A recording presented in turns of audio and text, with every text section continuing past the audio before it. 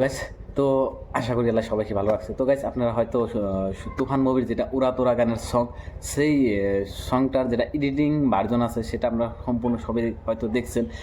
But এই গানের পিছনে মানে বিহাইন্ড দ্য সিনে কী কী সিন হয়েছে বা কতখানি কষ্ট করছে মিমি চক্রবর্তী আর তার লগে যে গাইড করা মানুষগুলো, তো আপনারা হয়তো জানেন না। তো আমি এই ভিডিওর মধ্যে তুলে ধরতেছি। তো দেখেন গাইস, মিমি চক্রবর্তী মানে এই শুটিং করার আগেও নিজেকে সে ভালোভাবে প্রস্তুতি করে নিয়েছে। মানে শুটিংয়ের মাঝে মাঝে সে নিজেকে স্টপ করছে যে না, আমার এই শুটিংটা ঠিক হয় নাই। তার যেটা ডাইরেক্টর আছে মানে তার গাইড করছে, সেও মানে কাট করে আবারও সিন নিচ্ছে। তারপরে সে নিজে বাড়িতেও, মিমি চক্রবর্তী নিজে বাড়িতেও আর কি সে শুটিং পুরো সম্পূর্ণ কমপ্লিট করছে। তারপরে নিজে আর কি ফিল্মে আর কি মাঝে মাঝে আপনার শুটিং মানে করছে, স্টার্ট করছে।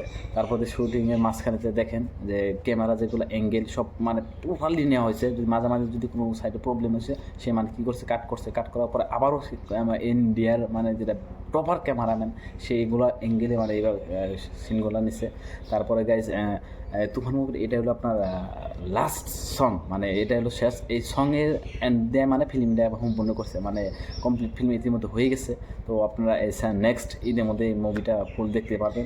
আর এই মুভিটা দেখে কমেন্ট করবেন যে কিং খানের মুভিটা কতখানি হিট হওয়া লাগে। এই তুফান মুভি শুটিং যেহেতু সম্পূর্ণ হয়ে গেছে, এডিটিং কমপ্লিট হয়ে গেছে, জাস্ট এখন ছাড়ার বাকি আছে মুভিটা দিয়ে আমাদের কোরবানি দিয়ে আমাদের সামনে এই মুভিটা ফুল আপলোড হবে।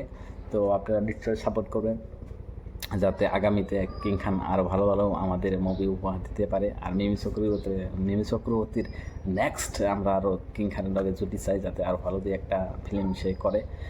এটাই আর কি আমাদের আপনাদের ভালোবাসা কিং খানের জন্য দোয়া রইল। সবাই এগিয়ে যাক, আমরা আর সাপোর্ট করবো। তো ঠিক আছে, নেক্সট ভিডিওতে আমি আরও ফুল কিং খানের A to Z এই তুফান মুভির কবে কী হইতেছে, কোথায় সব কিছু আমি আপলোড করবো।